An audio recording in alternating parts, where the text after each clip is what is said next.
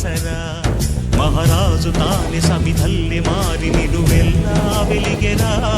భోగాన్ని విడిచి త్యాగాన్ని వలచి తాపసిగా నిలిచెరా. జనక్షేమమే తన సంకల్పముగా, తన ఊపిరి హోమజ్వాలలుగా, స్వర్గాన్నే శాసించెనురా, అమృతమును ఆహ్వానించెనురా.